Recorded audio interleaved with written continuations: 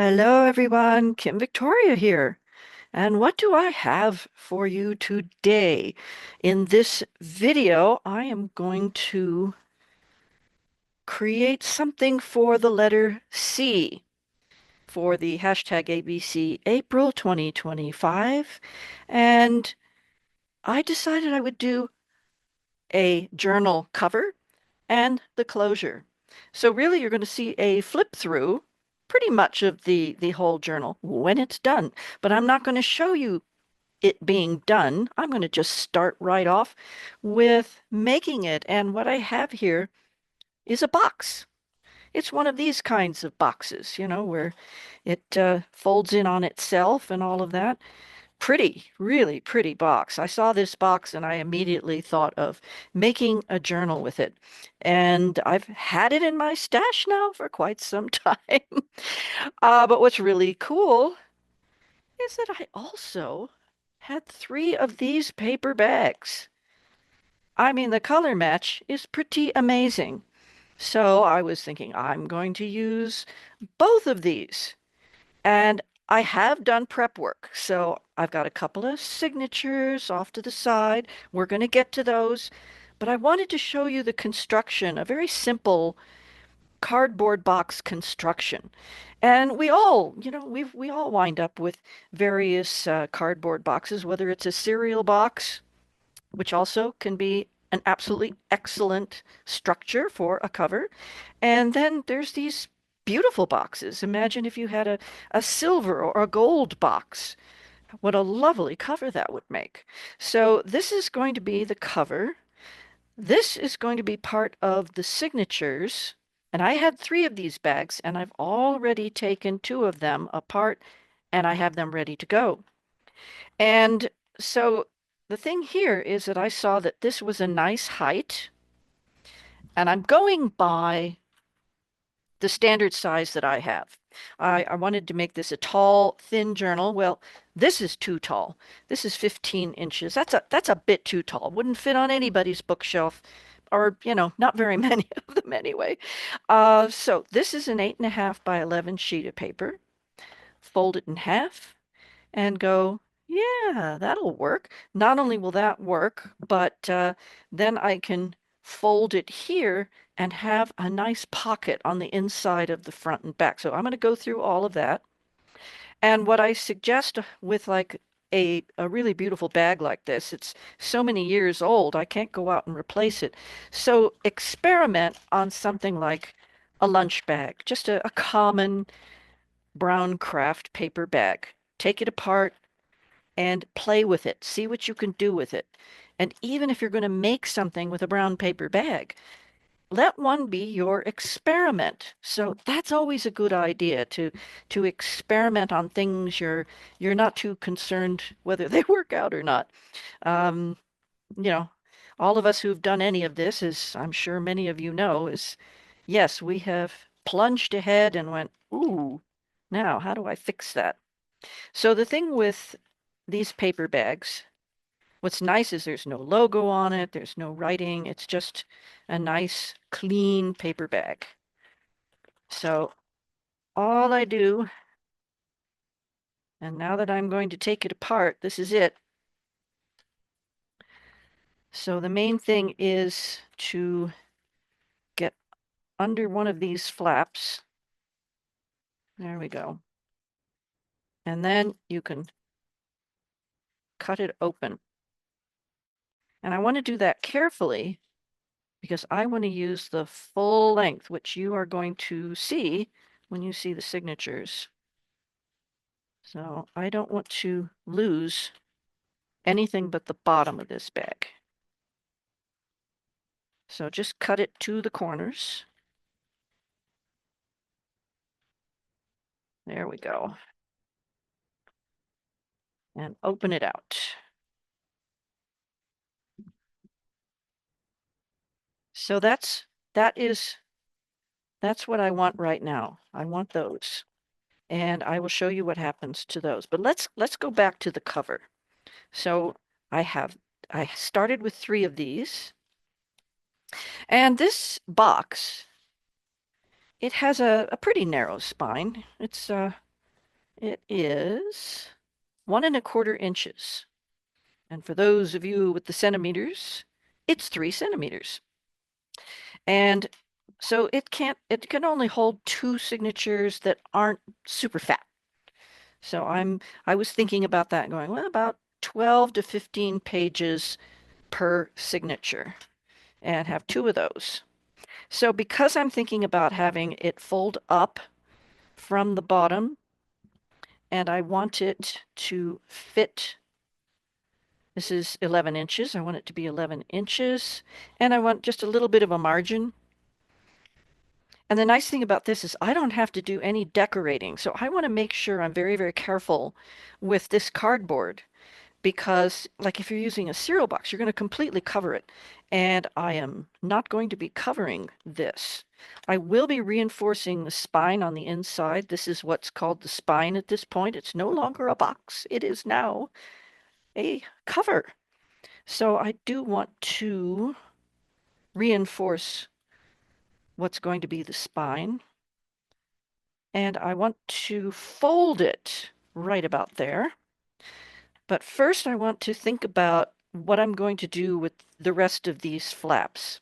And what I do want to do is I want to keep them, but I don't want them attached to each other because by this wrapping over the top and the sides, it reinforces the cardboard. So it really makes it a lot more sturdy. And that's a good thing. So the thing we want to do is coax out these corners. We want to coax all those out. And usually that's not a problem. These boxes were meant to be temporary. They weren't meant to be, well, when they made them, they weren't thinking about people repurposing them, right?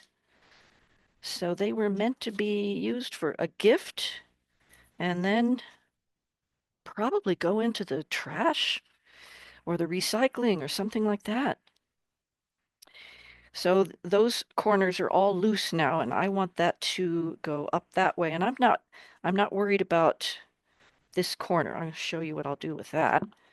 The thing I do want is I want to separate that from the spine. I want to keep this little bit, but I don't want it, it gets bulky. If you have too much cardboard inside this hinge area, it gets a little bulky and I'm going to be adding reinforcement. So I want to take off just a sliver right to that point. Okay, so what happens is now there's this little bit of a gap and it increases its flexibility, especially when I put the covering in here. I'm going to use a piece of cloth because cloth is very sturdy. So let me go around. Oh, let's do this corner so you can see what I'm going to do there. So I also want to do it on a slight angle, and then I'm going to decide what else I'm going to do. Oh, that's right. I'm going to fold up a flap. So this whole thing is going to get a little modified. Okay, let me fix all of the, do all the cutting, and I'll come back for the folding. Well, that didn't take long at all. Okay. So the first thing I'm looking for is which side of the box, in this case, looks the best. I guess it really doesn't much matter. Now this, if I do it this way, the fold's going to be down here. Okay. And I already determined that I want the fold there.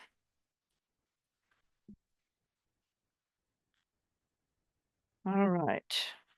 So I want to score that.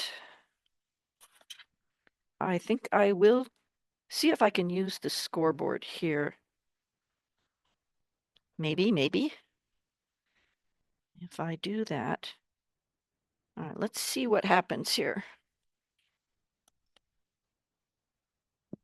I could do a lot of measuring, but let me see if I can find, it's kind of hard to tell. This is very thick.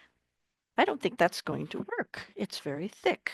So I'm going to do some measuring here and make sure.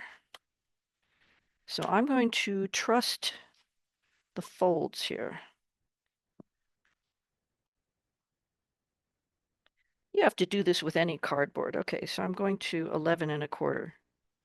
So that sounds about right. So I'm going from the edge of the fold.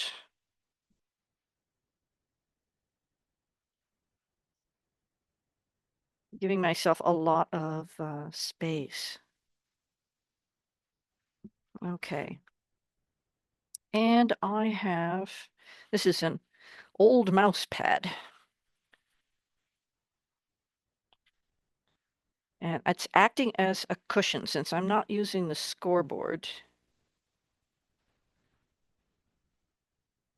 Let's see, there we go. I do want to line it up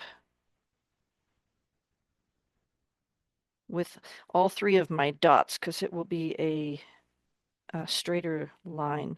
It's always good to do multiple measurements. I'm not always going to get it right. I don't have to worry about the flap because that's going to get cut. All right, this works well. And, all right, looks like I nicked it a little bit, so I'll have to fix that. It can be tricky. All right. Yeah, I nicked it a little bit. Dang. No, that's okay. I can put something down there to cover that up. So this is going to be the flap.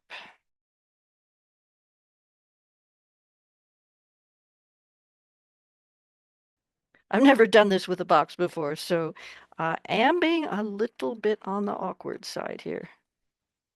So, first time for everything. All right. So we need to take off.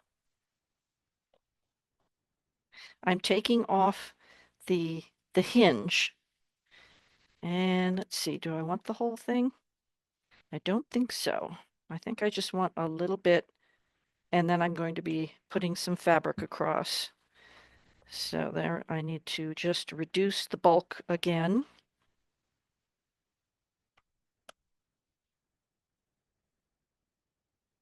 It is going to get reinforced. So that's good. And over here on this flap, again, I want to cut it on just a little bit of an angle. And I don't need any of this, so I'm going to take that off.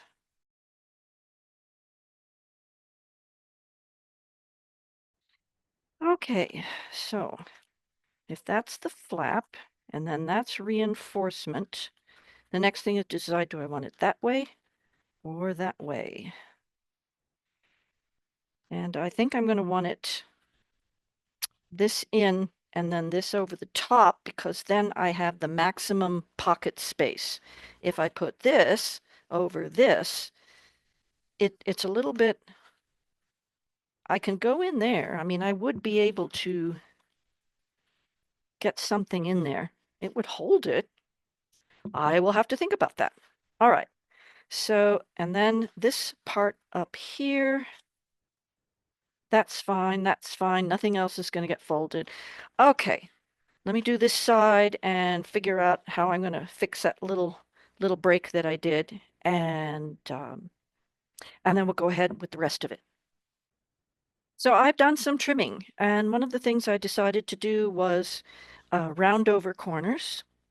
I also decided that on the top, this is going to be the top, I decided that I'm going to put the long flaps on top of the short flaps because these still have that hinge part, and this is going to make that corner stronger by being on top of that hinge part.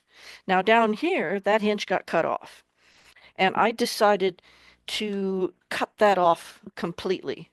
You know, so that used to be They used to be down here like this, so I decided to cut that off completely because these were so deep. And I may cut these a little bit shorter, but I don't know. I think this gives it a lot of stability. And I think I'm going to leave it that way. I'm also going to go ahead and, well, let's see. Did I decide? Did I going to go over the top or under? I don't think it looks as nice this way with this. Oh, it looks fine up here, but stay. I think down here, having the pocket on the outside has a cleaner look to it. So that pretty much determines that. Okay, so that's what I want to do. Now, when I first started making journals, one of the things I tended to forget was the closure. Now, closure is also a letter C aspect of making journals, right? So I wanted to think about the closure for this cover before I glue these flaps down and stuff because I was thinking it would be really good to have a closure that just wrapped around. And because this is such a tall journal, I was thinking I might want to have two things. And of course, I could have some kind of a ribbon or something like that go all the way around and have a bow. That would look really nice. Um, it's really it's about playing with it in your mind or uh, trying things out. I mean, I could get some ribbon and tie it around and see what it looks like, right? So, but I thought it through and I've made enough journals now. Boy, I still there's so much fun stuff that we can learn. It's a never ending wonderful process. But since I've made enough of them and I've made ones with the ribbon going around and tying the bow, and I love them. But I think for this one, I'm going to go for brads.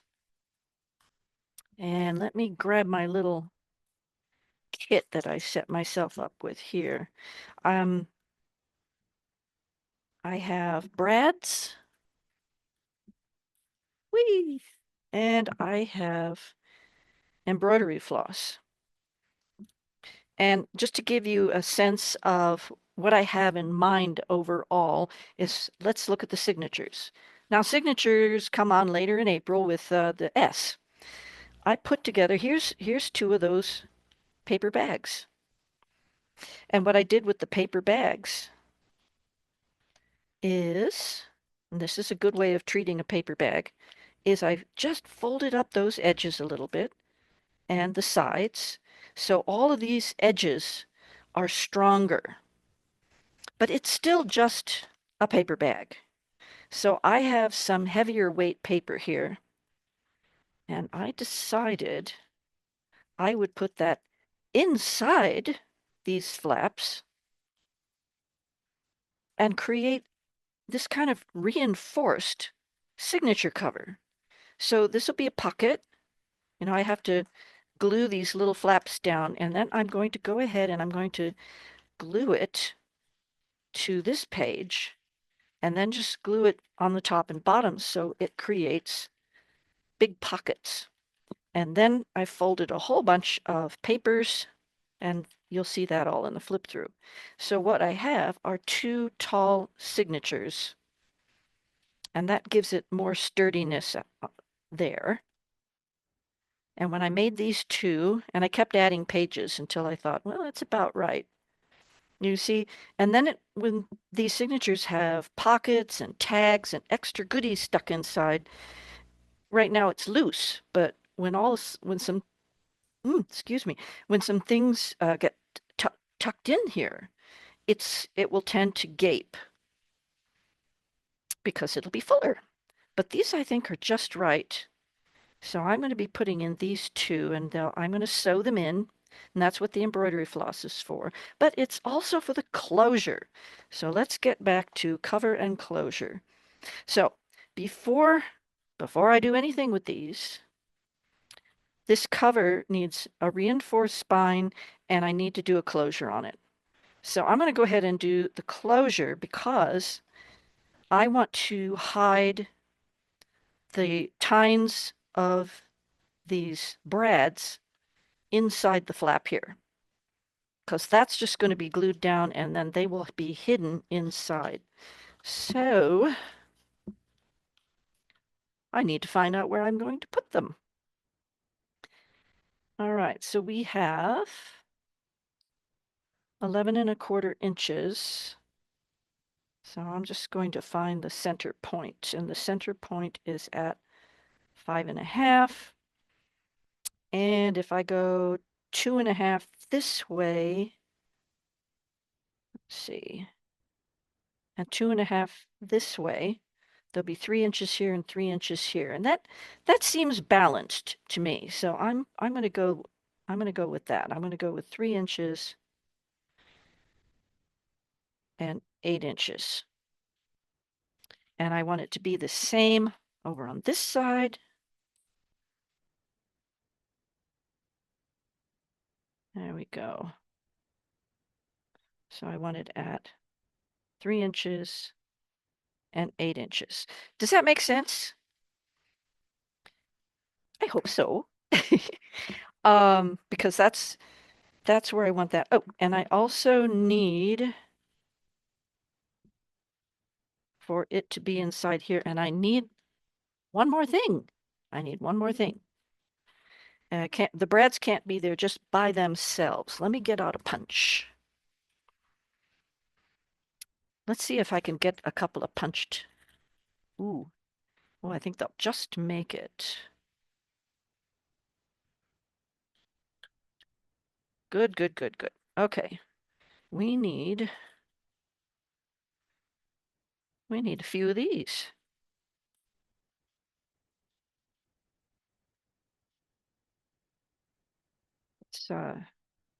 It's a nice new punch, so it's got the power to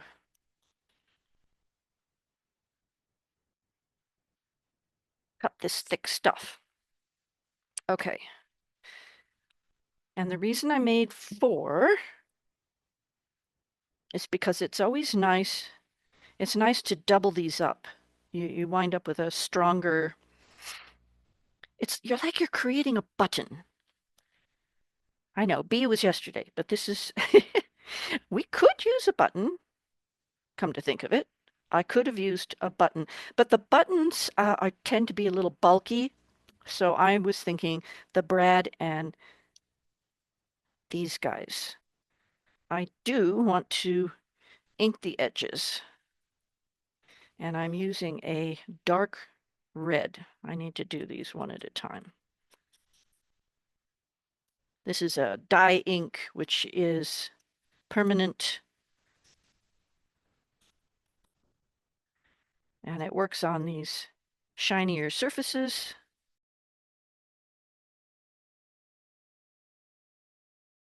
So, and I have my needle tool, my poking tool, and let's see if I can find the center. It's easier to find the center on a blank side because a design is confusing.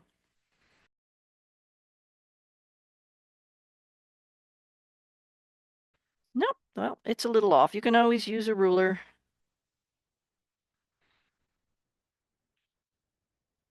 So much for that trick, huh? Oh, goodness. Yeah, it's definitely off. All right, well, once I have found one, the center of one, I can just line all of these up and make sure they're all perfectly stacked and poke through them all. And I gotta glue them together.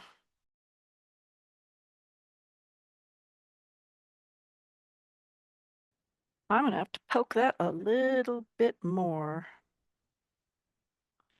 Because these, the tines are wider. So, gonna have to work that hole a little bit more.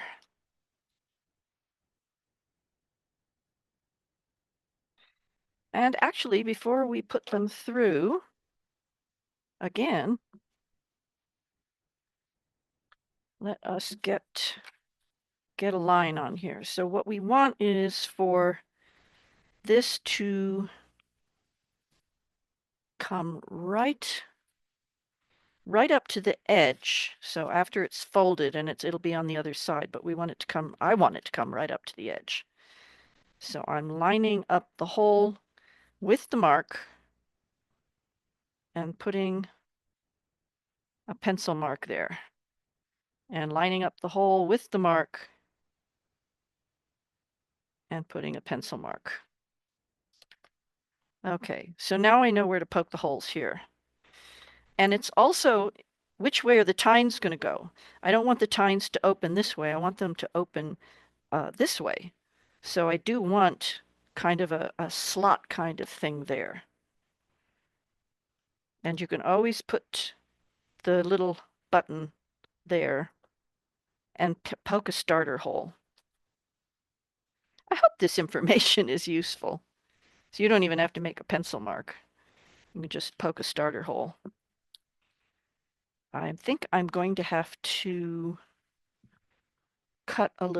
just cut it a little bit. This is getting longer than I intended, but this is all good information. You can always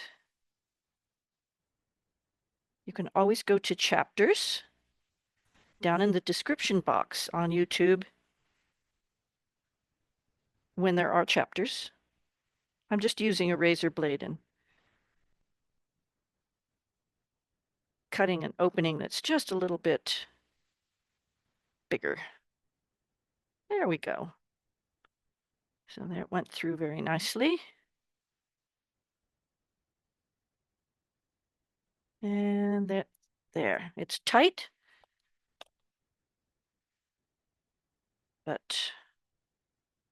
now we can go to the other side.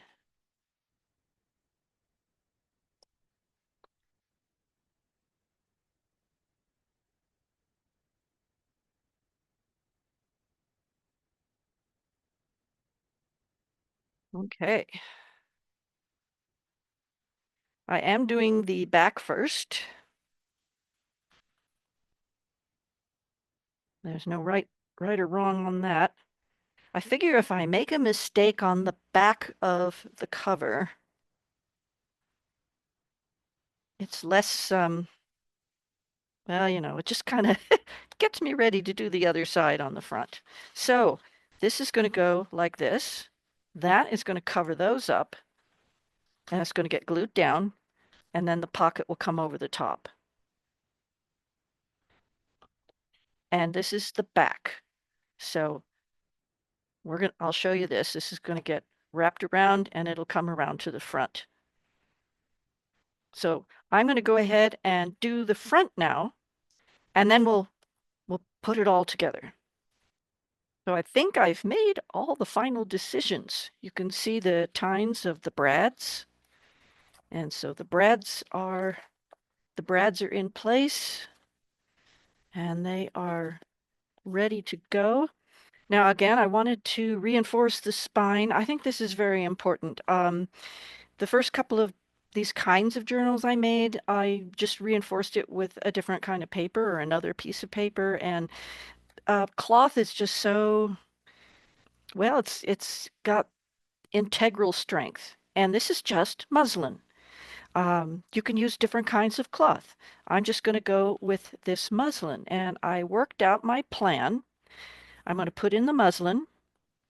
I cut a couple of panels to go inside here. They're going to go over the brads. And they don't have to go all the way to the top and all the way to the bottom because they're getting covered up. So then this will go there. That will get glued down over there. And then the pocket will just get glued on the sides. I'll do that on both sides. And that will create a really nice cover. And this will give it that extra strength. And the one extra thing that I was finding out was that when boxes are made, they're made in a big press, and so the folds are integral to the whole cutting it out and everything like that. So when you look at the edges here, these edges are nice and clean and smooth all the way around. Whereas here's the edges on the bottom, they've kind of ripped out. The turning, the fold has ripped off this top layer of decorative paper. So I'm going to have to put something over this when it's all done. Um, at the moment, I don't have any washi tape that really goes with either of these colors, but I'll come up with something. So let's go ahead. I'm going to go ahead and do that off camera. You don't need to watch me glue, but really all I'm going to do is glue on the muslin, and I'll do it a section at a time. I like to put glue on and then lay the cloth over and then get that all smoothed out and then bring this back and put a little more glue, smooth that out, put a little more glue and get that finished off. And that way I can really stay in control of the side to side. And then, yeah, then it's just paper, flap, flap, pocket. Okay? So I'm going to do that and then resume with how the closure is going to work. And our cover will be done. So as you can see, I've made some progress. Um, I've started to put the closure fastener on. I've got half of it going. And I have the signatures tucked in there just to give me a little cushion for seeing how long I want this thread. So everything's been glued, and there was a lot of, it took time to glue because you have to be patient and really hold things down. I used this glue this time. It worked great. And I used my funky old glue brush. The bristles are quite beat up, but it's perfect for spreading out the glues. And that's what I did. And I also, oh, yes, and I also used the craft glue for the edges of the pocket. It's very strong. I like it. And then I just added a little decorative strip here to kind of tie in the signatures and the cover. And I looked at ribbon and all kinds of stuff because I wanted to fix the bottom edges down here. And it was right in front of me all the time. I spent all this time looking at my ribbons and trying different things. And there it was. There it was. I had some scraps from the paper bags and I cut 1 inch strips and I glued them on and it looks great. It looks just fine. So that that worked out super and that was easy. And then I thought, oh, I'll put the strips in here because I have these strips down here. So I'll put those there and there's the piece of cloth here. So that's ready to go. And I had already decided I was going to use this embroidery floss. So it's kind of a teal green and kind of a purpley red. So it's very pretty. I wanted to use the 2 different colors. So let's go through that and then you'll see the whole thing. I'm going to put those signatures back in here because they add a little cushion to the whole thing. Super simple. The hard part is choosing what you're going to use. So it's just slipping your, I'm using 2 strands of embroidery floss because I wanted the 2 different colors. Have a little more variety on here. So I'm just tying a knot underneath this brad and button. That is all. And snipping off the excess. That's the easy part. And then, now probably ooh, this would be the easy thing to do. I've got this grid board here. So I can see I need about that much. That'll be fine. And I want to tie a knot before I put this selection of beads that I picked out. So I want it right there. The first one, you have to kind of fiddle around a little bit until you're satisfied with where it is. If you use this is my bookbinding awl. If you use that to hold the position, and the knot will draw down to that spot. Isn't that cool? That makes it a whole lot easier. Now, I did go get some beading needles, and they're very, very, very fine. And these beads have big holes. The big ones have big holes, and then they get gradually smaller as the bead gets smaller. But this does have a little opening so that I can get the embroidery floss in there. And I decided that some beads would be a nice little extra fun touch to this journal. Just make it a little bit nicer, a little bit more fun. There we go. Get that first one on. And even though this is red and green, we think of Christmas a lot with red and green, at least in the US. But this is an East Indian design. It's like I think they call it like a Mehndi designs. And it's got the pink in it and the different shades of green and this kind of goldy beige. So it's not Christmas. It's not strictly Christmas by any means. It could be used for that, but it's not strictly Christmas. So that's why I felt, that's why my signatures have the Easter egg dyed paper, all the different pinks and little shades of that. And I also have a couple of coloring books, and one of them has these kinds of designs in it. And I went, well, that's perfect. I'm going to put those in as the center section. All right, let me pay attention here and get these strung on. Oh, nope, nope, nope. Yep, pay attention. I want one of the green ones first.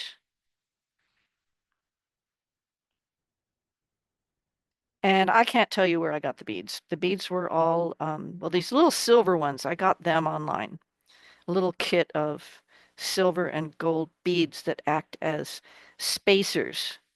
I decided I needed that because all the other beads either came from a thrift shop or my sister-in-law gave me a whole bunch. So lots, lots of fun beads to play with. But I only bought the silver and gold ones. So that made it nice to have all that variety. And finding the hole. There it is. Okay. Now we can take it off the needle. And before I got these needles, what I did was I used a little bit of beeswax on the end of my threads, and then I was able to poke them through the hole of beads, and that worked great. So that's an option for you if you don't have any beading needles. All right, the same thing goes with the knot at the end down here.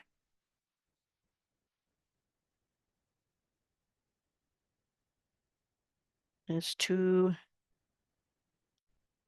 use the needle, the sharp, okay, there, just like that. And then I can snip these a little shorter. Maybe I can even fray them out a bit. Anyway, so up and around, da da da. All right. So, and there's enough slack here for this journal to get wider. Definitely there's enough slack. So if I let it gape a little bit, there's plenty Plenty of string.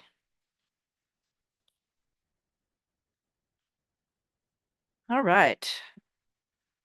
Well, this is cover and closure. This is one kind of cover. And I invite you to go see Margreth's video from the B day. And as I'm filming this, that was today. This is C day. She did B day, and she showed binding, among other things. So she showed different kinds of signature treatments. Now, I haven't sewn these signatures in, and I am going to sew them in. I'm going to sew them in with probably a 5-hole pamphlet stitch. She mentions a 3-hole pamphlet stitch. But right now, these are very, very simple, and I'm going to be doing more to them. And I already described it a little bit. So I've got some architect vellum here that I Easter egg dyed. And the rest of this is, there's some lined paper from a paper pad. And this is all like 20-pound paper. This one is a little heavier. This is sketchbook paper. So it's very plain right now. And I am going to do a little bit more with it.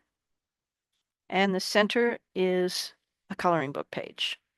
So that's all there is to these signatures at this time. But this was about making a cover, and then binding is part of making a cover. So a lot of times you make the cover and then you decide how big the signatures are going to be, how many pages, how much pockets and goodies you're going to put inside, and then you bind it in. And in this case, I had the cover that was a very unique size. Sometimes you make the signatures first. So this is all I'm going to put in this particular video, and you will see this journal again. I will be binding it into the cover. The signatures will be bound into the cover. Beads are also part of making journals a lot of times, you know. It's just a fun little added goodie that you can put in. So I hope that this was interesting. And, you know, I had to solve a couple of problems. And that's a good thing. It's a good thing because then you get to see, you know, all is not lost if something strange happens. Um, right? So have fun. Look for fun boxes. I hope you got a few ideas from this. And in the description box, I will list the other videos that I've done doing different kinds of covers. I've got a vinyl cover, a cloth cover, different kinds of cloth over cardboard, collage cover. I've done a lot of different covers. I like to I like to give myself a challenge. I like to do things a little differently. I like to change it up a little bit. So I hope that this was interesting. This is a very simple, it's simple, but it wasn't simple, right? It still takes time and thoughtfulness. I hope you were inspired. Thank you for watching, and do check out the description box and let me know in the comments what you think. All right. Bye for now.